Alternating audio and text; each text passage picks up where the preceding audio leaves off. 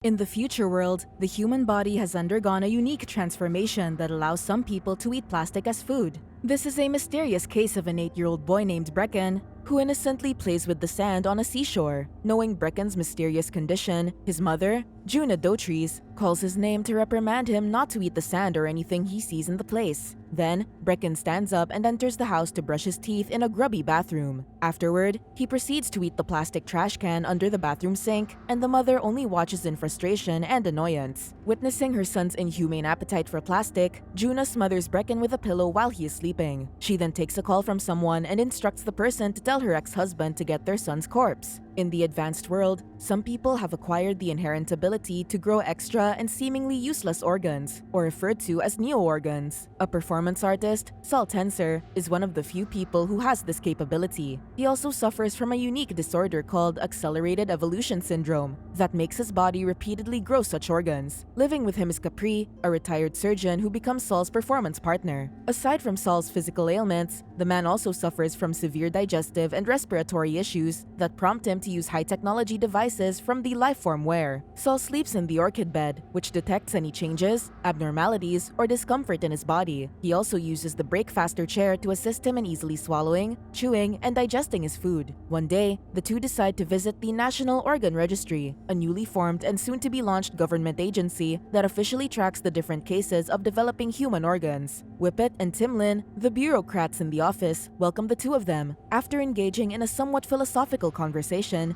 Whippet and Timlin proceed to check Saul's new organ. Capri records the entire process using a Ring camcorder, and the two seem to enjoy what they are seeing. Whippet calls it gorgeous and says it may be a sensual example of the registration tattooist's art. To answer Capri's curious inquiry about the registration tattoo, Whippet explains that the National Organ Registry enacts a new policy of tattooing novel organs or new organs whose function is unknown. It is a way of keeping track of them, just like how they keep account of Saul's neo-organs. After Whippet finishes his explanation, Timlin sternly tells Capri that taking videos in the unit is unlawful, especially since the department is still considered non-existent to many. As soon as they return home, Capri tells Saul that she does not trust the people from the registry. She also adds that Timlin looks creepy. However, when Saul says he finds Timlin pretty, Capri changes the topic by interjecting that the Lifeform wear technicians have arrived. While technicians Router and Burst are fixing Saul's orchid bed, Burst also talks about tuning Saul's Break Faster chair according to his body's recent condition. Moments later, Burst uncovers that Saul is also in possession of a SARC unit, one of the best autopsy modules that Lifeformware has ever made. The technicians did not miss the perfect moment to finally see the prized autopsy device and learn that Saul and Capri are still using it in their art performances. In this time period, most people have also forgotten the feeling of physical pain, and they happen to take pleasure in watching disturbing body mutilation acts, an art performance where Saul and Capri thrive. The duo is known for the Tensor Extraction Act, a performance where Capri performs an autopsy on the man using the SARC unit to extract his new organ she's tattooed. After Saul and Capri's performance, Burst and Router talk about how breathtaking Saul looks while Capri is digging his digestive system. Suddenly, the man in front of them chokes to death after eating a candy-like bar from a stranger, but the people around seem to not care. The next day, Detective Cope, an officer from the new Vice unit, summons Whippet and Timlin. The detective is curious about Saul's ability to grow new organs. The two bureaucrats, who seem to develop an admiration for Saul, keep on defending him and his art. For them, what Saul does helps increase awareness of the significance of neo-organ spontaneous growth, which many people are dealing with in secret. Then, they show Detective Cope Saul's portfolio of neo-organs which he has developed and removed. In an unknown location, Saul is secretly watching a performance of his rival artist when Adrienne Burso, Clinic's biomorphology coordinator, approaches him. She asks if he knows a certain Dr. Nassatir who specializes in inner beauty. Saul is clueless about anything she says and grows even more surprised when the lady tells him to pay the doctor a visit, since she has already booked him a consultation. While walking down the alley that night, a strange man named Lang suddenly approaches Saul. The man asks Saul to perform a live autopsy on his son's corpse, saying he can guarantee a few surprises. Then, upon getting home, Saul informs Capri that he met a guy who had an idea for their show. One night, Saul meets Detective Cope in an abandoned junkyard where the detective mentions seeing his portfolio. He confesses to Detective Cope that his art thing actually shows how he dislikes what is happening with his body, thus cutting it up. Without Capri's knowledge, Saul agrees to work undercover for the detective under the new Vice unit as an informant on the underground group members with unique evolutions in their bodies that may destabilize the government. He also discloses that he will visit Dr. Nassatir and then asks Detective Cope if he knows a certain Juna Dotrice, a mother who ended the life of her own son, saying he needs to talk to her. Later on, Saul comes into Dr. Nassatir's house, where he learns about the inner beauty pageant. The doctor also convinces Saul to install a rip lock or a zipper lock opening on his stomach that will give him maximum access to his inner organs. Dr. Nassatir also talks to Saul about registering for the inner beauty pageant. When Saul meets with Capri, he shows her the rip lock and updates her that he's become a contender for the inner beauty pageant, entering into the category of best original organ. The next day, Saul goes to prison to talk to Juna about her son. Juna continues to call Brecken a monster and a creature that her ex-husband created to torment her. She recalls that Brecken only ate plastic and synthetic food, pushing her to kill him without remorse. She also states that her son's body is still with her ex-husband Lang and that she doesn't care what he does with it. Saul has started to connect that Juna's ex-husband is the same man who has approached him to do a public autopsy on his son's corpse. Meanwhile, Capri attends Odile's art performance alone. After the show, Capri approaches Odile to compliment how peaceful she looked while the surgery was ongoing and how watching her gave Capri the desire to cut her face open. When Capri comes home after mingling with Odile's troupe, Saul finds her face with fresh cuts. Odile's show seems to stir something inside Capri as she becomes more vocal about how she wants to take over for the Brecken show. Despite Saul's argument that it already has a structure, she persists that she will perform it her way and give it more meaning. The following day, Saul once again visits the National Organ Registry to dig for more information about the plastic eating anomaly. Whippet accommodates Saul and asks if he can bring him to their safe room. When the two arrive in an abandoned room, Whippet discloses that he is the registrar for the pageant and expresses delight to have Saul in the show. He believes Saul has a high chance of winning his category. In fact, even the best in show category. Realizing what Whippet wants to happen, Saul plans to withdraw from the competition. However, Whippet begs for Saul to stay as the competition might fall apart without him. On the way out, Saul bumps into Timlin, and the latter brings him back to her office. Saul soon asks if Timlin has ever encountered a system of neo-organ which could dissolve synthetics or plastics. Without further knowledge on the matter, she responds that she only knows of single-organ growths like Saul's. But she tries to please Saul by explaining the possibility of the evolution of systems, extending to the different areas of human physiology, and finally blurts out her great interest in being part of his show. The two fall silent for a moment, but the growing tension between them leads to them sharing a kiss. Later that night, Capri and Saul meet with Lang in his apartment to discuss their show. Lang then asks them to see Brecken's corpse, but this only makes Capri emotional. She starts to doubt pushing the performance, but Saul asks why Lang wants to do it. Lang answers that he wants to make a public statement. Soon after, Saul secretly meets with Detective Cope to ask if he should continue the Brecken show. Detective Cope encourages Saul that doing the show would lead him to successfully infiltrate Lang's den and collect information about his plastic-eating comrades. It will help the government stop them from making more synthetic purple candy bars called synth bars, which kill normal people. An odd incident happens the next morning when the two technicians from Lifeformware knock on Dr. Nassatir's door, even when he did not call for them. They insist that the change of data in his breakfaster chair indicates that he needs them, so the doctor lets them in. Then, the two leave the house immediately after killing Dr. Nassatir, who seems to be involved with a group that revolts against the government. Later that day, Saul and Capri finally meet with Lang and one of his comrades, seeing the materials they use to make synth bars. They show them the unique scar they got after their surgery, which allows them to digest plastic and synthetic materials as food. According to Lang, the very cause of such movement is to cope with the advances of the future and eat up the waste humans leave in the world. When Brecken grew up to be the first human to have naturally inherited the genes produced by the surgery, Lang became hopeful. Now that he is dead, Lang wants to present his son to the world and show everyone that the future of humanity existed and was good. The Brecken show finally pushes through. The crowd flocks into the basement to see the performance, including Whippet, Timlin,